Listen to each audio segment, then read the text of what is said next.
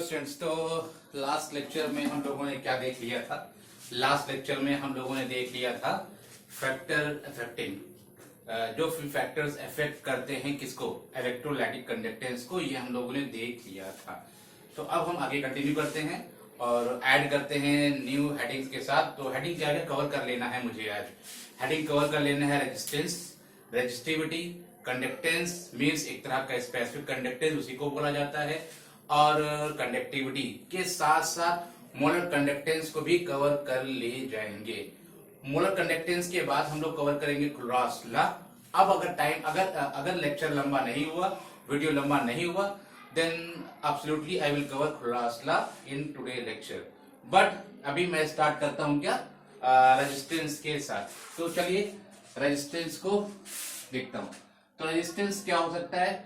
देखो, आपको पता ही होगा कि रेजिस्टेंस क्या हो सकता है। रेजिस्टेंस को अगर मैं अभी देखिएगा लास्ट में जब रेजिस्टेंस और रेजिस्टिविटी को एक्सप्लेन कर लूंगा, तो इन दोनों हेडिंग्स को कनेक्ट करने के लिए एक सिंपल सा हम लोग एक लिंक कहीं से बनाएंगे ताकि ये याद हो जाए एक्चुअली में। तो चलिए, रेजिस्टेंस के बारे में सिंपल सा है, आपको पता भी होगा, वही मैं यहाँ पे लिखना चाह रहा हूँ। क्या हो सकता है रेजिस्टेंस? तो रेजिस्टेंस के बारे में बोलने जा रहा हूँ, ध्यान देना कि इट is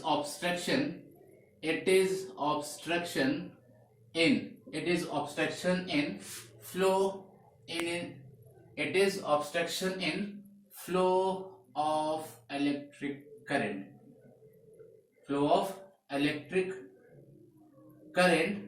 या फिर आप इसको बोल सकते हो इलेक्ट्रिसिटी। ठीक है ना? इस बात को आप ध्यान रखेंगे। तो सिंपल सा है बात, हमने भी कुछ नहीं बोला, एक सिंपल सी बात है कि इलेक्ट्रिक करंट के फ्लो में जो ऑब्स्ट्रक्शन आता है उसी को हम क्या बोल देते हैं? उसी को हम लोग रेजिस्टेंस बोल देते हैं। बस इतना सा बात था और ये बात हमने खत्म किया। अगेन कंटिन्यू कि हम लोग इसको डिनोट करते हैं कैपिटल आर के साथ, और इसका जो यूनिट होता है सभी को पता है, इसका यूनिट ओम होता है। चलिए कंटिन्यू करते हैं। नेक्स्ट अगेन क्या बात है यहाँ पे, जो रेजिस्टेंस हम लोग देखना चाह रहे हैं, ये किस बात पर डिपेंड करता है? तो चलिए, है किस बात पर डिपेंड करता है? तो ये देखा ये गया कि जो रेजिस्टेंस होता है, जो ऑब्स्ट्रक्शन होता है, वो किस वजह से आता है? वो बोला गया लेंथ की वजह से आता है। जितना ज्यादा लेंथ वायर का होगा, रेजिस्टेंस उतना ज्यादा होगा। नेक्स्ट वन, दोबारा, resistance is inversely proportional to क्या होता है? एरिया होता है। ध्यान रखिएगा, जितना ज्यादा एरिया होगा रेजिस्टेंस उतना कम होगा। बट अगर एरिया ऑफ क्रॉस सेक्शन अगर कम होगा तो रेजिस्टेंस ज्यादा हो जाएगा। इस बात को ध्यान रखिएगा। तो ओके, चलिए इस बात को मैं अगर ऐसे कनेक्ट कर लूं, देखो इस बात को ऐसे देखो ध्यान से। अगर हम लोग एक रोड को ले लें, रोड को लें और इस रोड को मैं बोल रहा हूं कि रोड की लेंथ और ज्यादा हो गई, तो ऑब्स्ट्रक्शंस ज्यादा आएंगे। तो कहोगे ये कैसे? ऑब्वियस सी बात है, रेड लाइट अब ज्यादा मिलेंगी, रेड लाइट मिलने के चांसेस अब ज्यादा हो जाएंगे। मतलब हर बार हम लोगों को यहाँ पर रुकना पड़ेगा, ऑब्स्ट्रक्शंस ज्यादा आ रहे होंगे। जितना ज्यादा लेंथ होगी रोड की, उतना ज्यादा रेड लाइट मिलेंगी, जितना ज्यादा रेड लाइट मिलेगी उतना ज्यादा हम लोगों को रुकना पड़ेगा। मीन्स क्या कहना है, जितना ज्यादा लेंथ होगी ऑब्स्ट्रक्शंस उतने ज्यादा होंगे, जितना लेंथ होगी ऑब्स्ट्रक्शन उतना ज्यादा होगा, मींस रेजिस्टेंस उतना ज्यादा होगा। एक बात खत्म करते हैं, आगे बढ़ते हैं। एरिया को लेके बात कर लो। अगर एरिया को लेके बात करो, अभी अज्यूम करो कि एक कार अगर इस तरह से मूव की, एक कार और आगे इस तरह से मूव करने के लिए, और एक बड़ी सी कार आ रही है इधर से मूव करने के लिए, तो बताओ क्या ये इधर जा पाएगी? नहीं जा पाएगी। तो अब क्या करेंगे? अब करना यह है कि जो एरिया है यहाँ पर, इस एरिया को अगर मैं बढ़ा दूं, इस एरिया को बढ़ा दूं, ये देखो मैंने एरिया को बढ़ा दिया, अब सिंपल सा है कि कोई बड़ी कार अगर होगी वो बहुत इजी से मूव कर जाएगी। क्यों? क्योंकि ऑब्स्ट्रक्शन कम हो चुका है। क्योंकि एरिया बढ़ चुका है। एरिया बढ़ने से रेजिस्टेंस कम हो जाता है, फ्लो इजी होता है। बस इसी बात को यहाँ पे अप्लाई कर लीजिएगा। लेंथ बढ़ाओगे ऑब्स्ट्रक्शन बढ़ेगा, रेजिस्टेंस बढ़ेगा। एरिया अगर कम करोगे ऑब्स्ट्रक्शन ज्यादा आएंगे, रेजिस्टेंस ज्यादा होगा। बस इस बात को ध्यान रखिएगा। क्लियर हो गया होगा? चलिए मैं आगे बढ़ना चाहता हूँ, ध्यान देना आगे। तो मैंने आर को इस तरह से लिख लिया, इसमें कोई डाउट नहीं होगा, आपको नहीं होगा। एल बाई ए लिखा जा सकता है, सही बात है। चलिए इस डायरेक्टली प्रोपोर्शनल साइन को हटा सकते हैं, हटाइए। क्या बनेगा ये? आर इज इक्वल टू क्या बनेगा? रो एल बाई ए बन सकता है। आर इज इक्वल टू क्या बन सकता है? रो एल बाई ए बन सकता है। क्लियर हो गया होगा? चलिए मैं आगे बढ़ना चाह रहा हूं। ध्यान दीजिएगा क्या कि जो आर होता है वो लेंथ और एरिया पे डिपेंड करता है, ठीक बात। बट इसको क्या बोलते हैं? रो। और रो जो होता है, इस रो को हम बोलना क्या चाह रहे हैं? क्या? रेजिस्टिविटी। रो को हम क्या बोलना चाह रहे हैं? रेजिस्टिविटी बोलना चाह रहे हैं। तो एक बात आप ध्यान रखिएगा कि आर तो डिपेंड करता है लेंथ और एरिया पर, बट रेजिस्टिविटी के बारे में ध्यान रखिएगा, रेजिस्टिविटी लेंथ पर और एरिया पर डिपेंड नहीं करती है, इंडिपेंडेंट होती है, याद रखेंगे। तो फिर किस बात पर ये रेजिस्टिविटी डिपेंड करती है? रेजिस्टिविटी डिपेंड करती है टेम्परेचर पर, रेजिस्टिविटी डिपेंड करती है मटेरियल की प्रॉपर्टी पर। मटेरियल किस चीज से बना हुआ है, इस बात पे डिपेंड करती है। अगर केमिस्ट्री में आ जाते हो, एक्वा सॉल्यूशन पे आते हो, एक्वा सॉल्यूशन कैसा बना हुआ है, इस बात पे केमिकल को देखना पड़ेगा, किस चीज से बना हुआ है अपना वो एक्वा सॉल्यूशन, इस बात पे ये डिपेंड करता है। बस इतनी सी बात है, आप याद रखेंगे। क्लियर हो गया? तो ये एक तरह का क्या होता है? ये एक तरह की क्वालिटी होती है, ये एबिलिटी बताता है किसकी? एक्वा सॉल्यूशन की, कि वो एक्वा सॉल्यूशन कितना रजिस्ट कर सकता है उस आयन के मूवमेंट को कितना रजिस्ट कर सकता है। ये कौन बताता है? ये रेजिस्टिविटी बताती है। ये उसकी केमिकल प्रॉपर्टी के बेसिस पर हम इसको चेंज कर सकते हैं। बस इतनी सी बात है, याद रखिएगा, ज्यादा नहीं बोलना है, इतना बात ध्यान रख के हम आगे बढ़ते हैं। चलिए आगे, अगर मैं रेजिस्टिविटी को उठा लूं, अगर मैं रेजिस्टिविटी को उठा लूं, रेजिस्टिविटी को ले लूं, तो अब रेजिस्टिविटी को हम कैसे एक्सप्लेन कर सकते हैं? चलिए हम लोग देखते हैं। तो हम लोगों ने रेजिस्टिविटी का, अभी रेजिस्टेंस का फॉर्मूला ये देखा कि R is equal to rho L by A होता है, ठीक बात है। क्या रो को फाइंड कर सकते हैं? यहां से निकाल सकते हैं, आगे निकाल सकते हैं। कैसे निकाल सकते हैं? लिखो कि रो इज इक्वल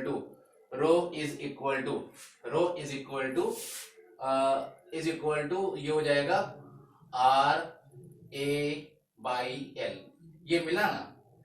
अब देखो एक बात बताओ, क्या हम रेजिस्टिविटी को एक्सप्लेन कर सकते हैं इन टर्म्स ऑफ रेजिस्टेंस? हाँ जी कर सकते हैं। कैसे? पता है, एक बात दिमाग लगाओ। अगर मैं ये बोल दूं कि area of cross section 1 centimetre square, length क्या हो जाएगा? 1 सेंटीमीटर, ऐसा मैं बोलना चाह रहा हूं, ध्यान देना। अगर मैं एरिया को ले लूं क्या 1 सेंटीमीटर स्क्वायर, लेंथ को मैं क्या ले लिया? 1 सेंटीमीटर ले लिया।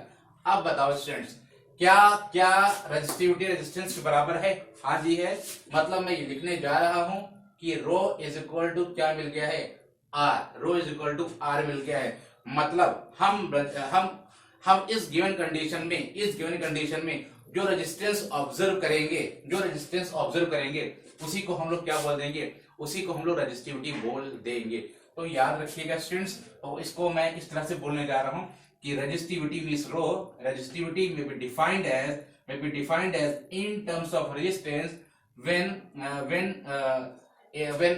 length of the conductor is 1 centimeter with area of cross section is 1 centimeter square। Clear ये बात? तो इस बात को ध्यान रखिएगा, मैं आगे कंटिन्यू करना चाह रहा हूं। चलिए, क्या इसकी यूनिट को फाइंड किया जा सकता है? हाँ जी, इसकी यूनिट को फाइंड किया जा सकता है। कैसे? खुद दिमाग लगाओ। तो रो इज इक्वल टू रेजिस्टेंस का यूनिट हो गया ओम, एंड एरिया क्या हो जाएगा? सेंटीमीटर स्क्वायर, एंड लेंथ क्या हो जाएगा? सेंटीमीटर। ये कैंसिल आउट हुआ, तो जो रो निकल के आ रहा है वो रो हो गया ओम इनटू सेंटीमीटर। तो आई थिंक ये क्लियर हो गया होगा। और ध्यान रखिएगा, तो हम लोगों ने क्या देख लिया? रेजिस्टेंस देख लिया, हम लोगों ने क्या देख लिया? रेजिस्टिविटी को देख लिया। क्लियर हो गया ना ये बात? ध्यान रखिएगा, रेजिस्टिविटी मटेरियल प्रॉपर्टी होता है, और रेजिस्टेंस क्या होता है? कंडक्टर पे डिपेंड करता है, कितना लेंथ का है, क्या एरिया ऑफ क्रॉस सेक्शन है। क्लियर ये बात। इसको अगर मैं इस तरह से रिलेट कर लूं तो देखो सर ये याद रहेगा आपको, ये रोड किस चीज से बनी हुई है, ये रोड किस चीज से बनी हुई है ये एक्सप्लेन कर देता है, ये डिपेंड करता है मींस रेजिस्टिविटी को एक्सप्लेन करता है। ये रोड कितनी लेंथ पे है ये रेजिस्टेंस बताता है। याद रखिएगा रोड किस चीज से बनी हुई है, रोड कैसी है, रोड अच्छी है, रोड खराब है, ये बता रहा है कौन, रेजिस्टिविटी। और लेंथ की जो बात हो रही है, लेंथ की जो बात हो रही है वो एक्सप्लेन कर रहा है क्या, रेजिस्टेंस। अगर रोड खराब है, अगर रोड खराब है मींस वो क्या है, केमिकल प्रॉपर्टी हो गई उसकी एक तरह से, तो वो हो जाता है रेजिस्टिविटी। इतनी सिंपल सी बात है, कनेक्ट होने की कोशिश करिएगा और क्या बताया जाए, इतना इनफ है। चलिए रेजिस्टेंस पे मैं चलता हूं, रेजिस्टेंस के आगे मैं चलता हूं कहां पर, कंडक्टेंस पर। क्या हो सकता है कंडक्टेंस, बताओ, बताओगे क्या, ऑनलाइन हो देख रहे हो, बोलोगे जादू है क्या यहाँ पर कि आ जाएगा यहाँ पर तुम्हारी वॉइस, नहीं आएगी ना। चलिए मैं कंटिन्यू करना चाहूंगा आगे। क्या है यहाँ पर, कंडक्टेंस। क्या हो सकता है कंडक्टेंस, सिंपल सी बात है। क्या कंडक्टेंस को अगर मैं लिखना चाहूं तो मैं लिख सकता हूं कि it is measurement, it is measurement of electric current, it is measurement of electric current of a conductor, ठीक बात ना, बस इतनी सी बात है, ध्यान रखिएगा। अच्छा इस तरह से भी तो बोला जा सकता है क्या कि it is reciprocal of, it is reciprocal of resistance, it is reciprocal of what, resistance, ठीक बात ना। आगे आगे मैं बढ़ता हूं, देखो ध्यान देना। अगर मैं इसको डिनोट करने की बात करूं तो कुछ जगह सी से डिनोट किया गया या कुछ जगह जी से डिनोट किया गया। आगे बात, जैसा मैंने बोला कि it is reciprocal of resistance, तो ऐसा बन सकता है, वैसा ही मैंने लिख दिया आपके सामने। तो क्या इसकी यूनिट बना सकते हो, ऑब्वियस ही बात है यार कि 1/r लिख रहे हो तो मैं ये बोल सकता हूँ कि ये 1/ओम होगा। तो अगर ये 1/ओम होगा तो इसको मैं लिख सकता हूँ क्या, ओम इनवर्स, तो ये इसका यूनिट हो गया। आगे की बात मैं अब आपसे कर लूं क्या, कंडक्टिविटी क्या हो सकता है। चलिए कंडक्टिविटी को देख लिया जाए, क्या हो सकता है कंडक्टिविटी। तो कंडक्टिविटी जिस तरह से रेजिस्टेंस और रेजिस्टिविटी को देखा हम लोगों ने, उसी तरह से कंडक्टेंस और कंडक्टिविटी को देखते हैं। जिस तरह से कंडक्टेंस रेजिस्टेंस का रेसिप्रोकल होता है, उसी तरह से रेजिस्टिविटी और कंडक्टिविटी भी एक दूसरे के क्या होंगे, रेसिप्रोकल होंगे। बात ध्यान रखिएगा। तो सिंपल सा है, मैं इस तरह से इसको लिख दे रहा हूं, इस तरह से इसको लिख दे रहा हूं कि क्या, it is reciprocal of, it is reciprocal of resistivity, it is reciprocal of resistivity. Okay, ध्यान रखिएगा। वैसे ये हो क्या सकता है, अगर मैं इसको और एक लाइन में आपसे बोलना चाहूं तो ये हो सकता है क्या कि ये एबिलिटी होता है किस बात की, कि it is measure of ability of an aqueous solution to carry an electric current, ऐसा भी बोला जा सकता है। बट नो नीड, अभी मुझे इतना डीप में नहीं जाना यहाँ पर, इतना समझ लेना इनफ होगा कि what is conductivity.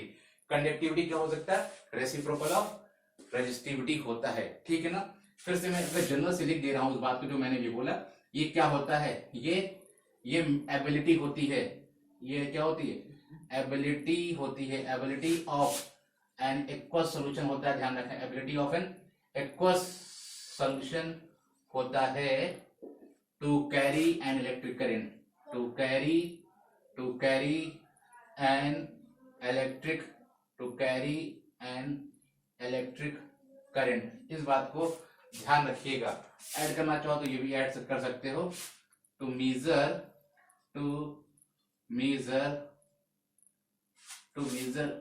An ability, ठीक बात, ध्यान रखिएगा। क्लियर, थोड़ा सा इसको मैं पीछे बढ़ा लेता हूं, ठीक है ना, इसको मैं पीछे बढ़ा लेता हूं, क्या लिख लेता हूं, to measure of ability of an aqueous solution to carry an electric current.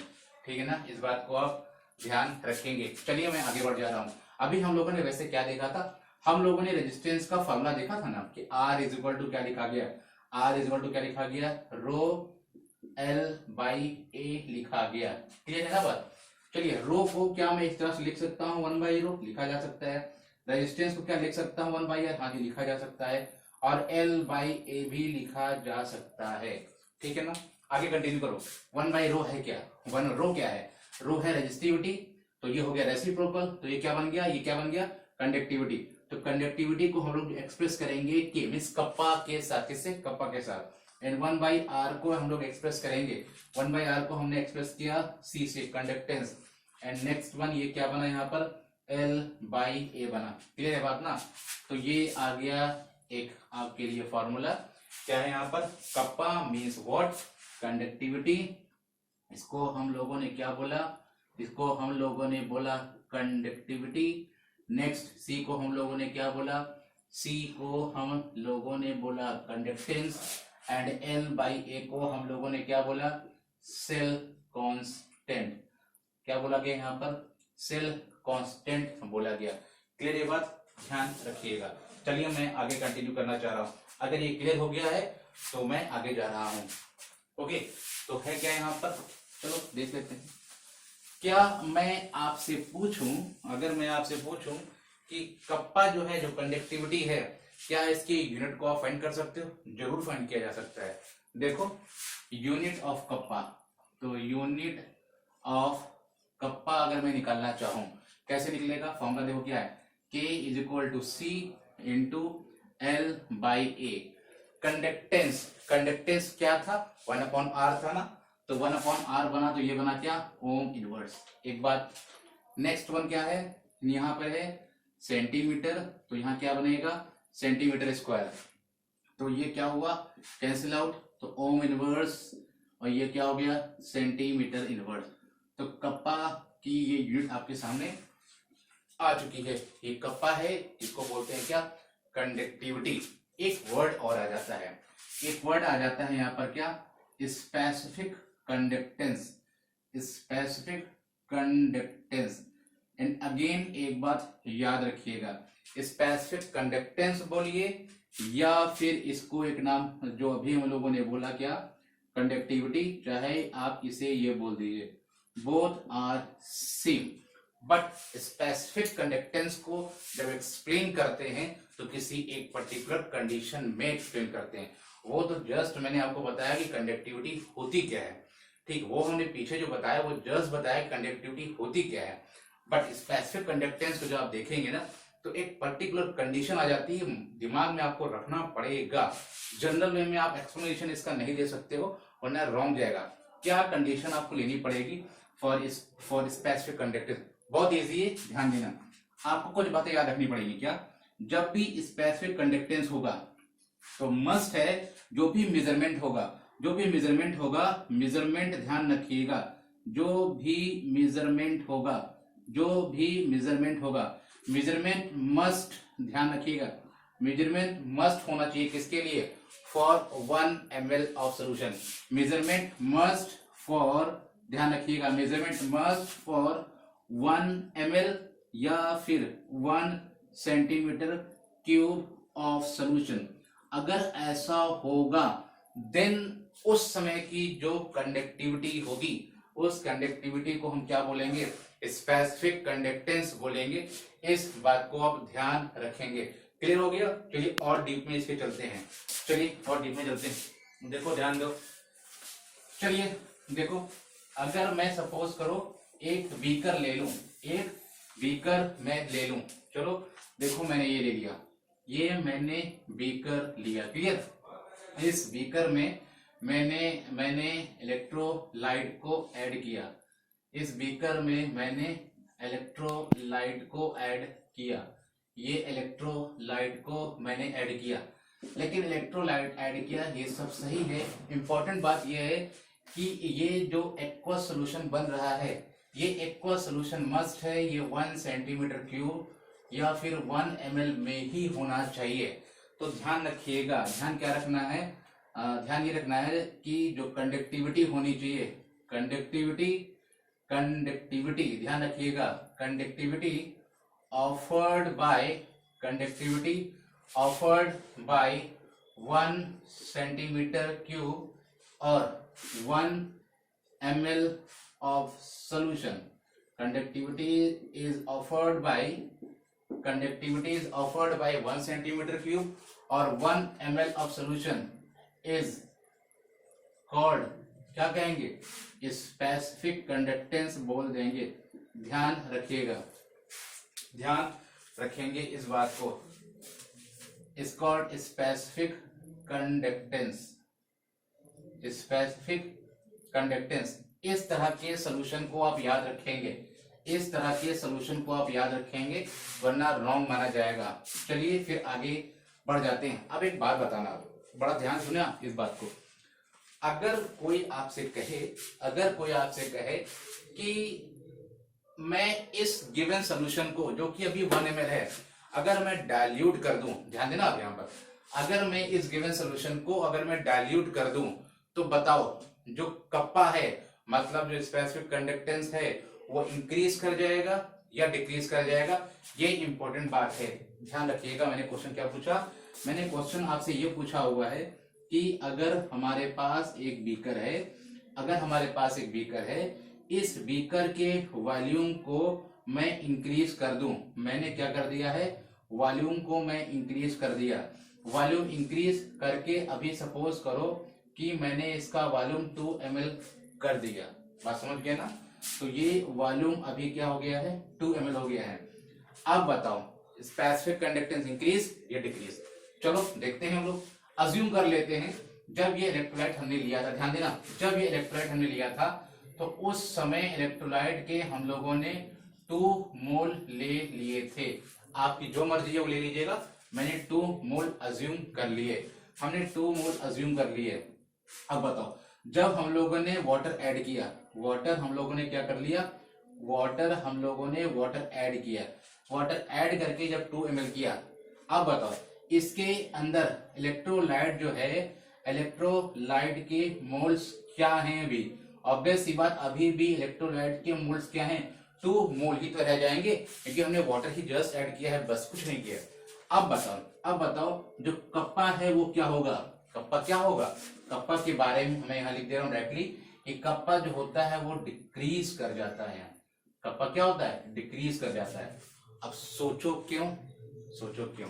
बता सकते हो? चलिए मैं बताता हूँ।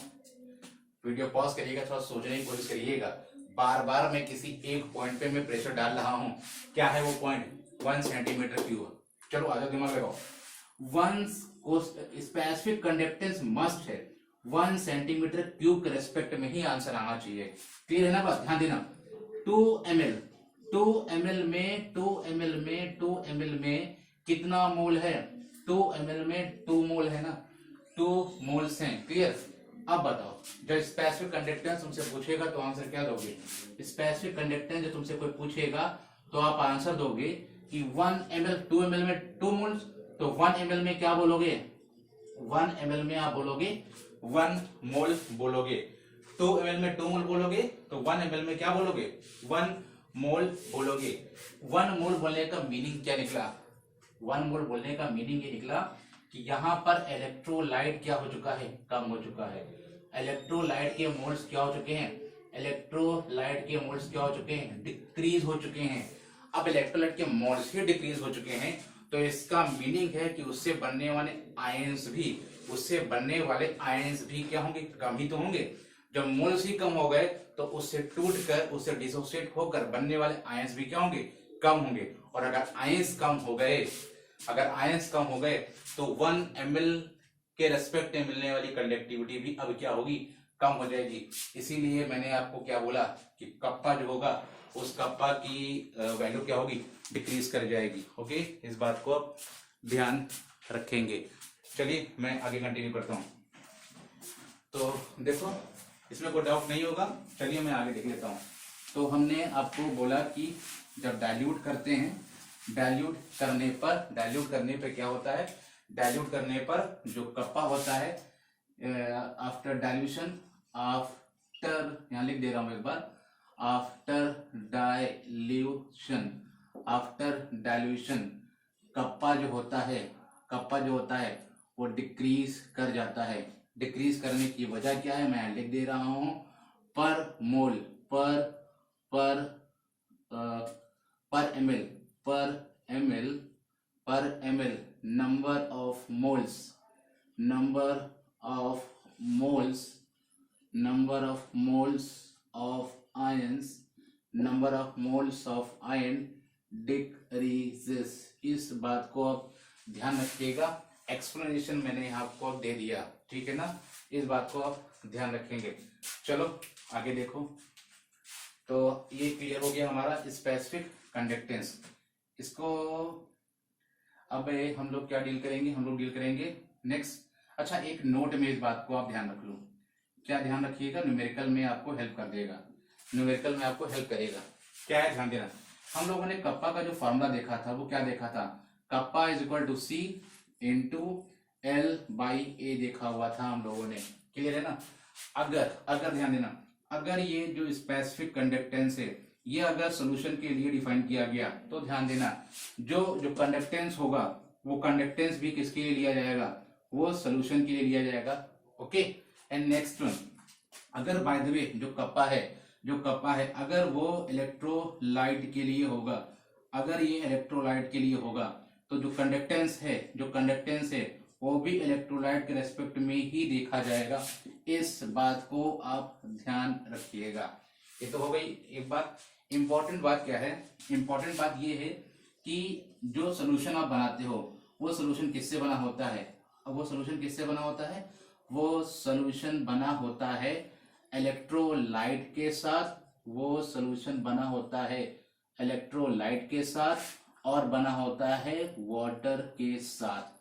तो कहने का मीन क्या हुआ कि कप्पा ऑफ सोल्यूशन जो होता है, कप्पा ऑफ सोल्यूशन जो होता है वो सम होता है किसका, कप्पा ऑफ इलेक्ट्रोलाइट का और कप्पा ऑफ वाटर का।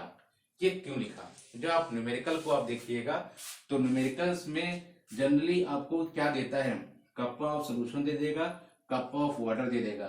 तो जो फॉर्मूला आएगा उस फॉर्मूले में वैल्यू जो आप पुट करोगे वो कप्पा ऑफ इलेक्ट्रोलाइट पुट करना होगा, इस बात को ध्यान रखिएगा। तो कप्पा ऑफ इलेक्ट्रोलाइट कैसे निकलेगा, कप्पा ऑफ सोल्यूशन में से, कप्पा ऑफ सोल्यूशन में से कप्पा ऑफ वाटर को सब्ट्रैक्ट करिएगा, ये वैल्यूज दी जाएंगी तो कप्पा ऑफ इलेक्ट्रोलाइट निकल आएगा। और जब कप्पा ऑफ इलेक्ट्रोलाइट निकल आएगा तो आगे एक फॉर्मूला आएगा, उस फॉर्मूले में कप्पा ऑफ इलेक्ट्रोलाइट की वैल्यू को पुट कर देंगे और आगे का आंसर जैसे होगा वो आगे हम लोग देख लेंगे। तो अब क्या करते हैं हम लोग, एक बात और आपको मैं नोट में ही एक्सप्लेन कर दे रहा हूँ, नोट में ही एक्सप्लेन कर दे रहा हूँ और इसको आप ध्यान रखेंगे।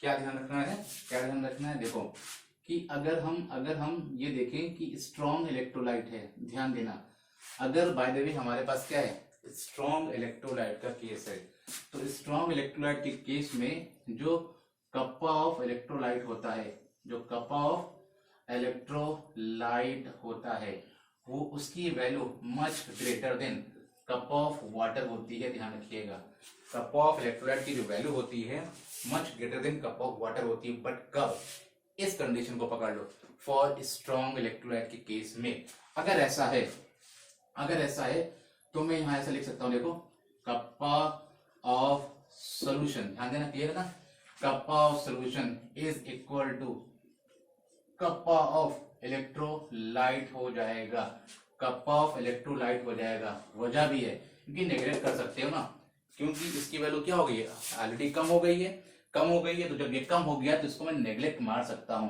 कम हो गई है तो नेगलेक्ट हो सकता है, तो ये दोनों बराबर हो जाएंगे। बट कब हुआ, ये इंपॉर्टेंट बात है। Strong strong electrolyte, strong electrolyte में जो आयंस बनते हैं उनकी वजह से जो कंडक्शन होता है उसकी वैल्यू जो होती है, उसकी जो कंडक्टिविटी की जो वैल्यू होती है वो मच ग्रेटर देन होती है किससे, कंडक्टिविटी ऑफ वाटर से। इस बात को आप ध्यान रखिएगा, इसीलिए मैंने नेगलेक्ट माना क्योंकि वैल्यू काफी कम जा रही थी। बट अगर कोई कहे नहीं ये वीक इलेक्ट्रोलाइट है, तब क्या करना, तब तो सब कुछ हमारे हाथों में ही है। क्या है हमारे हाथों में, हम लोग नेगलेक्ट नहीं करेंगे। क्यों, क्योंकि उस केस में जो कप्पा ऑफ इलेक्ट्रोलाइट होता है, क्योंकि इस केस में जो कप्पा ऑफ इलेक्ट्रोलाइट होता है वो लगभग आसपास, थोड़ा बहुत डिफरेंस के साथ आसपास रहता है। मीन्स हम लोग इसको नेग्लेक्ट नहीं करेंगे, हम लोग इसको नेग्लेक्ट नहीं करेंगे। मतलब सम जैसा फॉर्मूला था, एक जनरल फॉर्मूला जैसा था, हम लोग वैसे ही फॉर्मूले का यूज कर लेंगे। लेकिन ये इंपॉर्टेंट बात है, इसको हल्के में आप मत लीजिएगा, क्योंकि फिर न्यूमेरिकल आपको परेशान करेगा। मैं नहीं चाहता हूं कि न्यूमेरिकल आपको किसी तरह से प्रॉब्लम क्रिएट करे। क्लियर हो गई बात ना? जो फॉर्मूला आया था उस फॉर्मूले को हमने इस तरह से लिखा, लिखने के बाद इस पे जरूर ध्यान देंगे न्यूमेरिकल्स में। अगर ऐसा होगा तो ऐसा फॉर्मूला बनेगा, और ऐसा होगा तो ये कंडीशन याद रखते हुए ऐसा कंडीशन बनेगी। क्लियर हो गया? चलिए हम अब आगे बढ़ते हैं कहां पर, मोलर कंडक्टेंस के पास। चलिए मोलर कंडक्टेंस को भी हम लोग देख लेते हैं, क्या हो सकता है मोलर कंडक्टेंस। बता सकता है कोई? ये वही पूछा मैंने, बता सकता है कोई? कैसे बताओ यार, आप लोग देख रहे हो। चलो ऐसा कुछ molar conductance, molar conductance, molar conductance, चलो देखते हैं। बहुत सिंपल सी बात है। अगेन मैं अगर ऐसा लिख दूं इसको, मैं अगर ऐसा लिख दूं, अगर देखो ध्यान देना, क्या ऐसा लिख सकता हूं? देखो कि it is shown, it is shown by a solution, it is shown by a solution containing 1 mole of 1 mole of electrolyte, 1 mole of electrolyte for a given volume। ठीक, इस बात को आप ध्यान रखिएगा। क्लियर ये बात? अब हम कहना क्या चाहते हैं? हम ये कहना चाहते हैं आपसे कि एक सॉल्यूशन है, एक सॉल्यूशन है। क्लियर है ये बात? इस सॉल्यूशन में मैंने क्या डाला? इस सॉल्यूशन में हमने डाला क्या? इलेक्ट्रोलाइट को डाला। इलेक्ट्रोलाइट के मोल क्या है कि 1 मोल ऑफ इलेक्ट्रोलाइट मैंने ले लिया, 1 मोल ऑफ इलेक्ट्रोलाइट ले लिया। लेने के बाद यहाँ पे हमने एक सोल्यूशन ले लिया। उस सोल्यूशन का जो वॉल्यूम है वो, चलिए मैं मान ले रहा हूँ कि ये V वॉल्यूम का सोल्यूशन है, जिसमें हमने 1 मोल ऑफ इलेक्ट्रोलाइट को डाल के रखा हुआ है। अब कोई आता है, अब ये आने के बाद इसके कंडक्टेंस को चेक करता है। इसके कंडक्टेंस को जब वो चेक करता है तो इन दिस कंडीशन, याद रखिएगा, इन दिस कंडीशन जो ऑब्जर्व्ड कंडक्टेंस होगा, in this condition observed conductance होगा। इस ऑब्जर्व्ड कंडक्शन को हम क्या बोलेंगे? मोलर कंडक्टेंस हम लोग बोल देंगे। इस बात को ध्यान रखिएगा। In this condition observe conductance is called molar conductance. याद रखिएगा, मोलर कंडक्टेंस, इस बात को आप ध्यान रखेंगे। इंपॉर्टेंट बात है क्या? इंपॉर्टेंट बात ये है, ध्यान रखिएगा। ये इंपॉर्टेंट बात नहीं है, ध्यान रखिएगा। हम किसी भी तरह का कितना भी वॉल्यूम ले लें, इस बात पे मोलर कंडक्टेंस को लेके हम बात नहीं करेंगे। हम लोग बात करेंगे क्या कि 1 मोल ऑफ इलेक्ट्रोलाइट होना ही चाहिए। एक ऐसा सोल्यूशन जो आपको मोलर कंडक्टेंस शो करता है, वहां पे मस्ट है कि 1 मोल ऑफ इलेक्ट्रोलाइट होना चाहिए। चलिए हम आगे बढ़ते हैं। एक बात अगेन, मोलर कंडक्टेंस को ये कैप M से या फिर लैम्डा M से हम लोग शो कर सकते हैं। इस बात को आप ध्यान रखेंगे। चलिए हम आगे बढ़ते हैं। अच्छा एक बात अगर मैं आपसे पूछूं, चलिए नहीं पूछता हूं, क्योंकि जब ग्राफ बनाऊंगा वहां पे पूछ लूंगा। कि आगे देखता हूं। देखो अगर मैं इसको इस तरह से ले लूं, देखो ध्यान देना कि अगर मैं इसको ले लूं इस तरह से कि, देखो ध्यान देना कि अगर ये हमारे पास ये आ गए 2 इलेक्ट्रोड्स आ गए, ये हमारे पास 2 इलेक्ट्रोड्स आ गए। क्लियर? इस 2 इलेक्ट्रोड्स में इसको मैंने, ध्यान देना, कनेक्ट किया, ठीक है ना, और इसको भी मैंने कनेक्ट किया, इसको मैंने कनेक्ट किया। तो आप देख पा रहे होगे एक तरह का बॉक्स बनता हुआ नजर आ रहा है। ठीक बात ना? अब दिमाग लगाओ, ये जो इसको ये जो मैंने माना, ये मैंने माना 9 सेंटीमीटर, कुछ मान लो, जरूरी नहीं मेरे हिसाब से, चलो ठीक है ना। और इसको 3 मान लो, 3 सेंटीमीटर मान लो, इसको भी मान लो 3 सेंटीमीटर, इसको भी मान लो 3 सेंटीमीटर, इसको भी मान लो 3 सेंटीमीटर। अब जो मर्जी वो मान लेना। आगे की कहानी, इसको हमने इस तरह से ब्रेक किया, इस तरह से मैंने इसको ब्रेक किया, आप भी इसको इस तरह से ब्रेक कर लो। दूसरा भी मेथड है, उस मेथड से भी जाऊंगा समझाने के लिए, पहले इस तरह से देखते हैं हम लोग बना के। क्लियर हो गया? इसका मीनिंग अब बताओ, ये जो एरिया आ रहा है, बताओ ये एरिया कितना हो सकता है? ऑब्वियस सी बात है, ये एरिया जो होगा 1 सेंटीमीटर होगा, और ये एरिया भी क्या होगा? 1 सेंटीमीटर होगा। मतलब क्या बना? 1 सेंटीमीटर स्क्वायर सामने से। और अगर बाय द वे इसको मैंने इस तरह से कनेक्ट कर दिया, तब देखो क्या हो जाएगा।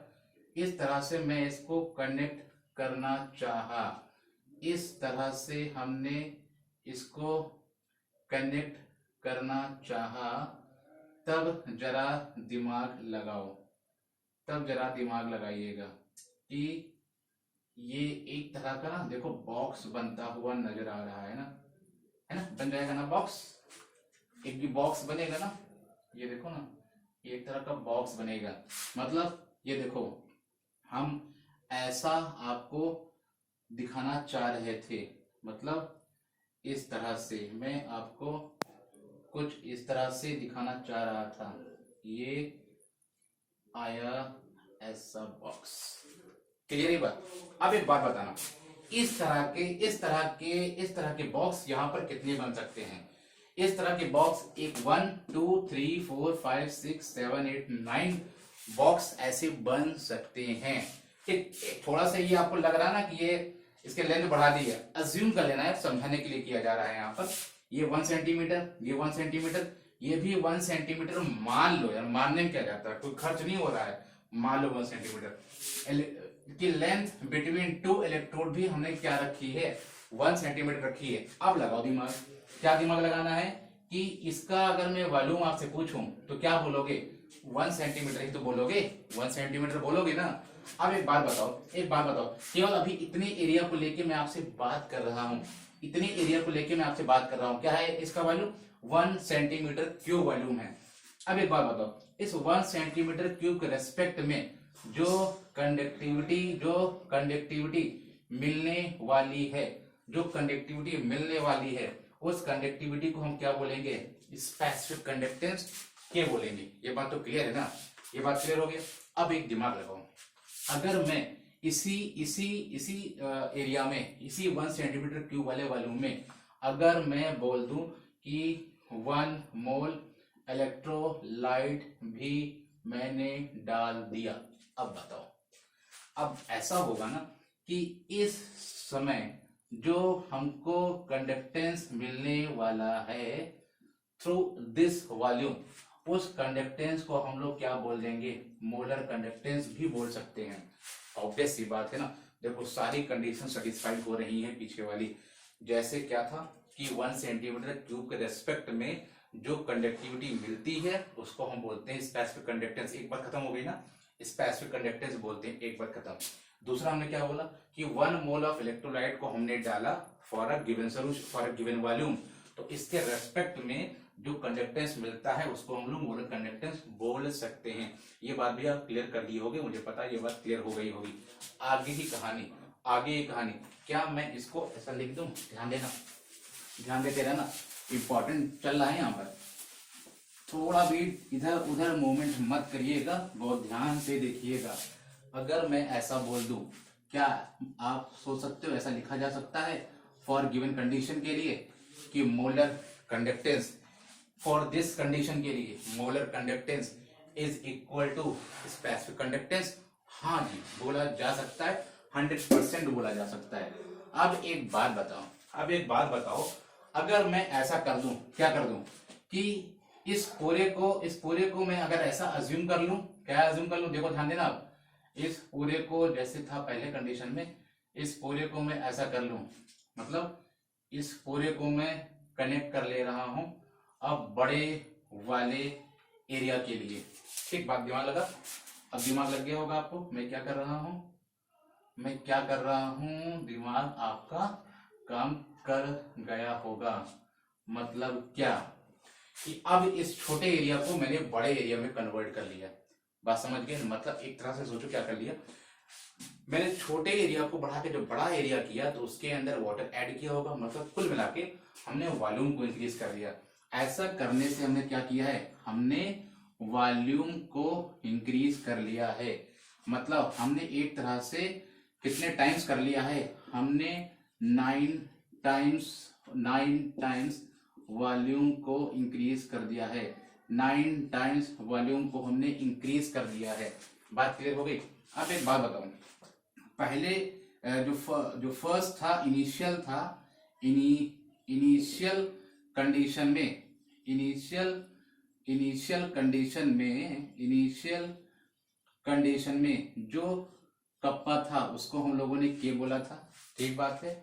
बट आफ्टर जब हमने 9 टाइम्स जब डाइल्यूट किया, जब 9 टाइम्स डाइल्यूट किया तो इस समय की जो कंडक्टिविटी होगी क्या वो के ही रह जाएगी? सोच के देखो, क्या के ही रह जाएगी? नहीं रह जाएगी। क्यों नहीं रह जाएगी? क्योंकि यार जब हम लोग इस कंडीशन को देखते थे तो 1 ml के लिए आया था ना, 1 ml के लिए आया था। 1 ml के लिए जो कंडक्टिविटी डिफाइन थी वो हम लोग ने क्या मानी थी? के मानी थी। और जब तुम वॉल्यूम को बढ़ा दे रहे हो तो पीछे हमने क्या बोला था कि जब वॉल्यूम को आप बढ़ाओगे तो जो स्पेसिफिक कंडक्टेंस होता है वो डिक्रीज कर जाता है। पीछे मैंने ये बात बोली, आप इसको पीछे करके देख लीजिएगा, रीजन मैंने बताया था। अगर मैं 9 टाइम्स वॉल्यूम को बढ़ा दूंगा तो स्पेसिफिक कंडक्टेंस जो होगा, मीन जो कि होगा वो चेंज हो जाएगा। चेंज होने वाला जो स्पेसिफिक कंडक्टेंस है उसके डैश अभी फिलहाल मान लीजिए ये चेंज होने के बाद के डैश आ रहा है। अब एक बात बताओ, के और के डैश में क्या रिलेशन आएगा? देखो क्या रिलेशन आएगा, मैं ऐसा लिखने जा रहा हूं कि के डैश इज इक्वल टू के बाई 9 हो जाएगा। के डैश इज इक्वल टू के बाई 9 हो जाएगा। ध्यान रखिएगा, स्टार्टिंग स्पेसिफिक कंडक्टेंस को जो हम 9 से डिवाइड कर देंगे तो ये जो अभी का जो स्पेसिफिक कंडक्टेंस आया है, जब 9 टाइम्स डाइल्यूट हो गया है तो 9 टाइम्स डाइल्यूट होने के बाद का स्पेसिफिक कंडक्टेंस ये आपके सामने आता हुआ दिख रहा है। ध्यान रखिएगा। अब कोई कहे कि मैं n टाइम्स डाइल्यूट करेगा, तो अगर n टाइम्स डाइल्यूट करे, फॉर n टाइम्स डाइल्यूट करे, अगर n टाइम्स डाइल्यूट करे तो n टाइम्स डाइल्यूशन के लिए आप क्या बोलोगे? तो n टाइम्स डाइल्यूशन के लिए जो न्यू कप्पा डैश होगा वो इनिशियल का n हो जाएगा। इस बात को ध्यान रखिएगा। इसमें कोई कंफ्यूजन तो नहीं होगा, इसमें कोई कंफ्यूजन होगा नहीं। अगर होता है, चलिए मैं इसको भी आपको जल्दी से बता दूं कि डिनोमिनेटर में क्या आएगा, डिनोमिनेटर में क्या आएगा। चलो देखो और समझने की कोशिश करो। अगर हमने जैसे बोला था कि 1 ml, ध्यान देना, अगर मान लें कि 1 ml है, 1 ml में कितने मोल हैं? 1 ml में मान लो 3 मोल हैं। अज्यूम करने में क्या जाता है, मैं इसको ये बताने क्या जा रहा हूं, मैं ये बताने जा रहा हूं कि डिनोमिनेटर में 9 ही क्यों आया और डिनोमिनेटर में 9n क्यों आया। बस ये बताने के लिए मैं यहाँ पे गया। देखो अगर 1 ml में 3 मोल हैं तो अब एक बताओ, हमने डाइल्यूट किया ना, कितना डाइल्यूट किया, मान लो 2 ml डाइल्यूट किया, तो अब क्या होगा बताओ? स्पेसिफिक कंडक्टेंस, इस समय का स्पेसिफिक कंडक्टेंस इनिशियल वाला के होगा, लेकिन जब हमने वॉल्यूम को बढ़ाया तो के डैश होगा। अब बताओ इस 2 ml में कितने मोल होंगे? बताओ 2 ml में 3 मोल होंगे, यही तो होंगे। चलो फिर बताओ, क्या स्पेसिफिक कंडक्टेंस 2 ml के लिए निकलता है? क्या स्पेसिफिक कंडक्टेंस 2 ml के लिए निकलता है? नहीं निकलता है। स्पेसिफिक कंडक्टेंस किसके लिए निकलता है? स्पेसिफिक कंडक्टेंस निकलता है 1 ml के लिए। तो 1 ml के रेस्पेक्ट में क्या आएगा? 1 ml के रेस्पेक्ट में आएगा 3 मोल divide by 2, 3 mole divide by 2। इस बात को पकड़ो। तो अब इस 1 ml के रेस्पेक्ट में जो नया कंडक्टेंस आया वो क्या हो गया? के डैश हो गया। बात समझने की कोशिश करो। मतलब 2 ml का ही जो K डैश है 2 ml, वो तो पूरा वॉल्यूम है ना, तो पूरे वॉल्यूम का जो K डैश होगा वो हमेशा डिनोमिनेटर में आता है। वो हमेशा कहाँ आता है? डिनोमिनेटर में आता है। और ये 3 मोल के लिए जो था वो क्या था? 3 मोल के लिए क्या था स्पेसिफिक कंडक्टेंस? वो तो K था ही। इतनी बात पकड़ लो और ध्यान रखिएगा। फिलहाल ये रफ वर्क किया मैंने आपके लिए, आपको समझाने के लिए कि डिनोमिनेटर में क्या आता है। डिनोमिनेटर में वो वैल्यू आती है जितने टाइम्स आप डाइल्यूट करते हैं। अगर कोई कहे मैंने 1000 टाइम्स डाइल्यूट कर दिया, तो बताओ अब उस सॉल्यूशन की स्पेसिफिक कंडक्टेंस क्या होगा? तो आप लिखोगे जो नया सॉल्यूशन है उस नया सॉल्यूशन का स्पेसिफिक कंडक्टेंस जो होगा ओरिजिनल को 1000 से डिवाइड करने पे आ जाएगा। इतनी छोटी सी बात थी, मैंने आपको एक्सप्लेन कर दिया। चलो आगे क्या था, ये देखो, ये रिलेशन बना था ना, ये रिलेशन बना था कि lambda m is equal to K की वैल्यू यहां से निकालो। के की वैल्यू अगर मैं यहां से फाइंड करूं तो क्या आ जाएगा? k is equal to 9 into K dash आ जाएगा। क्लियर है ना? तो lambda m is equal to 9 into K dash आ जाएगा। एक तो ये मिल गया हम लोगों को, और क्या मिल सकता है? अगर हम लोगों ने n टाइम्स डाइल्यूट किया तो n टाइम्स के लिए क्या हो जाएगा? तो lambda m is equal to n into K dash हो जाएगा। ये हो जाएगा अपने सामने। क्लियर है ना? यहाँ पे 9 और n क्या है? कितने टाइम्स डाइल्यूट किया है आपने। अगर मैं इसको जनरलाइज कर दूं, अगर मैं जनरल फॉर्मूला बना दूं मोलर कंडक्टेंस का, तो क्या मिलेगा? Lambda m is equal to K dash into V. ध्यान देना, के डैश इंटू वी। लेकिन इस v के बारे में इंफॉर्मेशन, इस n के बारे में इंफॉर्मेशन, इस 9 के बारे में इंफॉर्मेशन शुरू से ध्यान देना शुरू करो। शुरू से ध्यान देना शुरू करो कि जब हमने ये कंडीशन लिखी थी, तो इस कंडीशन में जो मोल्स थे वो मोल्स क्या थे? वो मोल्स की वैल्यू हम लोगों ने क्या मानी थी? 1 मानी थी। अरे 1 मानी थी तभी तो लैम्डा m लिखा था। मतलब अभी भी हर एक कंडीशन में जो मोल होंगे, उस गिवन वैल्यू में कितने होंगे? 1 मोल ही माना जाएगा। तो ये जो v है, ये जो गिवन वॉल्यूम है, ध्यान देना, ये जो वॉल्यूम है, this volume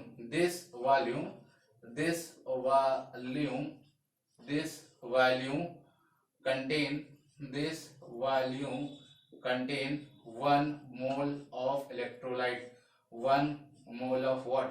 1 mole of electrolyte। ध्यान रखेंगे। क्लियर? अब मैं आगे बढ़ जाऊं और इस बीकर को अगर मैं मान लूं, मैं आगे बढ़ा, इस बीकर को अगर मैं माना, इस बीकर को मैंने क्या माना कि अगर मैं इस बीकर के ऊपर ऐसा लिख दूं कि m मोलर सॉल्यूशन है। क्या है ये? m मोलर सॉल्यूशन है। तो अब बताओ इसका मीनिंग क्या निकलेगा? इसका मीनिंग आपको पता होना चाहिए। m बीकर के ऊपर क्या लिखा हुआ है? m मोलर सॉल्यूशन लिखा हुआ है। तो क्या मैं ऐसा लिख सकता हूं? कि m मोल्स, ध्यान देना, m मोल्स ऑफ सॉल्यूट मतलब इलेक्ट्रोलाइट प्रेजेंट कहाँ होगा? प्रेजेंट इन इक्वल टू का साइन लगा दे रहा हूं, present in 1 litre of solution, क्योंकि मोलर सोल्यूशन है, मोलरिटी डिफाइन होती है पर लीटर। तो मैं लिख दे रहा हूं 1 लीटर ऑफ सोल्यूशन, या फिर मैं बोल सकता हूं 1000 ml ऑफ सोल्यूशन, ऐसा बोला जा सकता है। 1000 ml ऑफ सोल्यूशन ऐसा बोल सकते हो ना। अगर m मोल्स की बात करते हैं तो वो 1000 ml ऑफ सोल्यूशन में रहता है। तो आगे की बात बताओ, 1 में m मोल्स ना लेकर मैं 1 मोल्स लेना चाहता हूं। अगर क्यों? क्योंकि मुझे डिफाइन करना है मोलर कंडक्टेंस, और मोलर कंडक्टेंस डिफाइन होता है ओनली फॉर 1 मोल। तो मैं यहाँ m मोल्स ना लेके मैं यहाँ ऐसा लिख दूं कि फॉर 1 मोल्स ऑफ सॉल्यूट। अगर मैं 1 मोल ऑफ सॉल्यूट लेता हूं, देन क्या हो जाएगा? देन हो जाएगा 1000 by m ml of solution. तो हमारे सामने ये निकल के आया कि ये जो डेटा है 1 मोल, ये 1 मोल डेटा किसको एक्सप्रेस करता है, दिस वॉल्यूम को। मतलब ये जो V था स्टार्टिंग में मैंने आपको बोला था, ये जो V है ये भी कितने वॉल्यूम, ये जो V वॉल्यूम है कितने मोल्स को ऑक्युपाई कर रहा है, ये वॉल्यूम 1 मोल ऑफ इलेक्ट्रोलाइट को ऑक्युपाई कर रहा है, कंटेन कर रहा है। तो फिर वही कंडीशन आ गई, ये जो वॉल्यूम है इस ये जो वॉल्यूम है ये इक्वल टू किसके लिख दूं, अगर मैं इसके इक्वल लिख रहा हूं और ये किसके इक्वल है, ये किसके इक्वल है 1 मोल के इक्वल है। मतलब अगेन वही बात आ गई कि ये जो वॉल्यूम है, ये वॉल्यूम जो कंटेन कर रहा है कितना, 1 मोल ऑफ इलेक्ट्रोलाइट को कंटेन कर रहा है। तो क्यों नहीं जी मैं इस फॉर्मूले को यूज कर लूं दोबारा। कैसे यूज करूंगा कि lambda m is equal to, अच्छा मैंने यहाँ पे जनरलाइज किया था ना, जनरलाइज कर दिया था। जनरलाइज का मीनिंग होता है कि ये जो वैल्यू आ रही थी यहाँ पर क्या हो जाएगा, कप्पा ही रह जाएगा। जनरलाइज कर दिया, बार बार कप्पा कप्पा आ रहा है तो जनरल के लिख दिया गया। तो lambda m is equal to ये कप्पा इंटू वी की वैल्यू क्या मिली 1000 डिवाइड बाई एम। ये फॉर्मूला अपने को मिल चुका है। ये फॉर्मूला किसका है, ये फॉर्मूला है मोलर कंडक्टेंस का। ये फॉर्मूला किसका है, मोलर कंडक्टेंस को फाइंड करने का। याद रखिएगा दोबारा, ये जो कप्पा है याद रखिएगा, ये कप्पा कप ऑफ इलेक्ट्रोलाइट है। ये कप्पा क्या है, ये कप्पा क्या है, ये कप ऑफ इलेक्ट्रोलाइट है, ध्यान रखेंगे। क्लियर ये बात। एंड कंटिन्यू आगे की बात में बोल दूं आपसे कि अगर आपको ये सारी बातें पता है तो बहुत सिंपल है कि अब आप यूनिट फाइंड कर सकते हो। और जब यूनिट फाइंड हो जाएगा तो मैं आपसे क्वेश्चन पूछ लूंगा। क्या क्वेश्चन पूछूंगा अभी आप देखो। चलिए सबसे पहले यूनिट को हम लोग फाइंड कर लेते हैं। तो यूनिट पे चलते हैं, unit of molar conductance, unit of molar conductance चलो निकालो। तो molar conductance is equal to, kappa का यूनिट क्या आया था, कप्पा का यूनिट आया था ohm inverse centimetre inverse multiply by, kappa का यूनिट हो गया ओम इनवर्स सेंटीमीटर इनवर्स। और ये हमारा क्या हो जाएगा, ये मोलटी क्या होता है एन बाई वी होता है ना। तो वी जो यहाँ होगा एक्चुअल में क्या 1000 है, 1000 है ना, तो एमएल भी लिया जाएगा। मतलब ये हो गया क्या सेंटीमीटर क्यूब। एंड मोल्स के लिए क्या हो जाएगा, मोल रहेगा, मोल के लिए मोल रह जाएगा। और ये 1000 था ही, 1000 जब होता है तो एमएल के रेस्पेक्ट में लिखा जाता है मोलैरिटी। तो मैं क्या लिखूंगा, सेंटीमीटर क्यूब लिखूंगा। तो क्यों नहीं अब मैं ऐसा इसको इंप्रूव करके लिख दूं। ये इससे फिनिश हो गया। तो ohm inverse is equal two centimetre square और ये क्या हो गया मोल इनवर्स। तो मोलर कंडक्टेंस का ये यूनिट आपके सामने आ चुका है। क्लियर हो गया होगा आई थिंक ये बात। कोई डाउट नहीं हो गया होगा। डाउट अगर बारे में होता भी है तो कमेंट बॉक्स में जरूर मेंशन करिएगा, ये सीधे व्हाट्सएप मुझे करिएगा, मैं आपके आंसर को जरूर देना चाहूंगा। चलिए अब एक बात बताओ, आप एक बार बताना, आप मुझे बात ये पूछना है आपसे कि अगर मोलर कंडक्टेंस की बात मैं अगर आपसे करूं तो मोलर कंडक्टेंस में मैंने आपसे क्या बोला, मोलर कंडक्टेंस मैंने आपसे बोला कि एक बीकर आपके पास था, उस बीकर में 1 मोल ऑफ इलेक्ट्रोलाइट डाला था, कोई वॉल्यूम ले लिया था, ठीक था, यही तो था। कोई भी वॉल्यूम आप ले सकते हो। स्पेसिफिक कंडक्टेंस को हटाऊं, स्पेसिफिक कंडक्टेंस अगर होता तो मैं 1 ml लेके बात करता। अभी मैं सीधे मोलर कंडक्टेंस पे ही आ रहा हूं आपके लिए। एक वॉल्यूम था, उस वॉल्यूम में मैंने क्या डाल दिया 1 मोल ऑफ इलेक्ट्रोलाइट को डाला। तो अभी जो कंडक्टेंस मिलता है वो मोलर कंडक्टेंस कहलाता है। ये पता था आपको। मैं क्या चाह रहा हूं, मैं क्वेश्चन बना रहा हूं आपके लिए कि अगर मैं इस कंडीशन में ऐड करूं वाटर, मींस डाइल्यूट करता जाऊं तो बताओ अब मोलर कंडक्टेंस इंक्रीज करेगा या डिक्रीज करेगा। स्पेसिफिक कंडक्टेंस तो डाइल्यूट करने पर डिक्रीज करता है, मोलर कंडक्टेंस क्या होगा, मोलर कंडक्टेंस इंक्रीज करेगा या डिक्रीज करेगा, सोचो। चलिए मैं आंसर देता हूं। इसका आंसर ये है कि मोलर कंडक्टेंस जो होगा वो इंक्रीज कर जाएगा। ध्यान रखिएगा क्यों, एक बात थोड़ा सा ध्यान रखिएगा। यहाँ पर हम लोग यहाँ पर ओस्वाल्ड डाइल्यूशन लॉ का इस्तेमाल नहीं करेंगे। ओस्वाल्ड डाइल्यूशन लॉ जो है यहाँ पर वो डिसोसिएशन को लेके बोलता है बात। मैं यहाँ पे आपको इलेक्ट्रोलाइट नहीं बता रहा हूँ कि स्ट्रॉन्ग इलेक्ट्रोलाइट है कि वीक इलेक्ट्रोलाइट है। मैं एक दूसरी थ्योरी इस्तेमाल कर रहा हूँ जिसका नाम है डिबाई हक्कल ओनसागर थ्योरी, ओनसागर इक्वेशन यहाँ पे यूज होती है, आगे मैं यूज करूंगा। बट डीबाई हक्कल पे ही मैं रह जाता हूँ। डीबाई हक्कल के बाद डीबाई हक्कल थ्योरी को ओनसागर ने मॉडिफाई किया था, उसको और अच्छे वे में एक्सप्रेस किया था, बट मैं डीबाई हक्कल क्या बोलता, इस पे रह जाओ। सुनना मेरी बात, जब आपसे कोई बोले, ध्यान देना, पहले मैं ओसवाल्ड के बारे में आपसे बोलने जा रहा हूं। अगर मैं वाटर को डालता हूं तो वो डिसोसिएट होता है, डिसोसिएट होता है तो नंबर ऑफ आयंस मिलते हैं, जितने ज्यादा आयंस मिलेंगे उतनी ज्यादा कंडक्टिविटी होगी। एक बात ये हो गई ओसवाल्ड डाइल्यूशन लॉ के अकॉर्डिंग, ज्यादा डाइल्यूशन ज्यादा डिसोसिएशन, ज्यादा आयंस ज्यादा कंडक्टिविटी। अब मैं बात कर लेता हूं मोलर कंडक्टेंस को लेके, कब, डीबाई हक्कल थ्योरी के बेस पर। होता क्या है यहाँ पर, ध्यान देना, डीबाई हक्कल बोलता है कि अगर आप वाटर डालोगे, ध्यान देना, अगर आप वाटर डालोगे तो ये डाइल्यूट होगा। जब कोई सोल्यूशन डाइल्यूट होता है तो टू आयंस के बीच का, टू अपोजिट चार्ज के बीच का जो अट्रैक्शन होता है वो कम होने लगता है। बहुत सिंपल सी बात है, खुद ही दिमाग लगाओ, खुद ही दिमाग लगाओ यहाँ पर। अगर दिमाग लगाओ तो उसको देखो ऐसे, अच्छा क्वेश्चन था, कोई आपसे पूछ सकता है क्या, देखो ध्यान देना, अगर मैं बीकर ले लूं, इस बीकर में मैं इलेक्ट्रोलाइट को डालूं AB, अभी यहाँ पे इलेक्ट्रोलाइट A प्लस था और B माइनस था, A प्लस था और B माइनस था।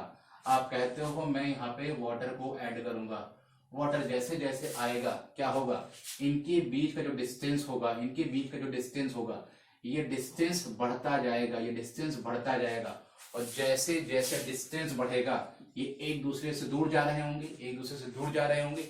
जब ये डिस्टेंस ज्यादा हो जाता है, मींस इनके बीच का अट्रैक्शन मिनिमम हो जाता है, तो ये फ्लो बहुत बेटर करते हैं। इनका फ्लो जो रेट ऑफ फ्लो होता है वो इंक्रीज कर जाता है, और जब आयंस का फ्लो इंक्रीज कर जाता है तो कंडक्टिविटी इंक्रीज कर जाती है। इतनी बात याद रखिएगा, मोलर कंडक्टेंस इंक्रीज करता है ऑन डाइल्यूशन। क्यों? क्योंकि उनके बीच का जो अट्रैक्शन होता है वो मिनिमम होता जाता है। इतना बात है, याद रखिएगा। तो मोलर कंडक्टेंस के बाद अब एंट्री हो जाती है यहाँ पर किसकी, ख्रोडास लॉ की। एक ग्राफ बनता है यहाँ पर, ये सारे ग्राफ को लेके मैं बात नेक्स्ट लेक्चर में करूंगा, अभी ऑलरेडी लेक्चर काफी लेंदी हो चुका है। ओके स्टूडेंट्स, तो ये मैंने रीजन आपको एक्सप्लेन कर दिया, ध्यान रखिएगा। कोई डाउट अगर बाय होता है तो कमेंट बॉक्स में मेंशन करिएगा, मैं नेक्स्ट वीडियो में आपको उस डाउट को क्लियर कर दूंगा। फिर ओके स्टूडेंट्स, थैंक यू।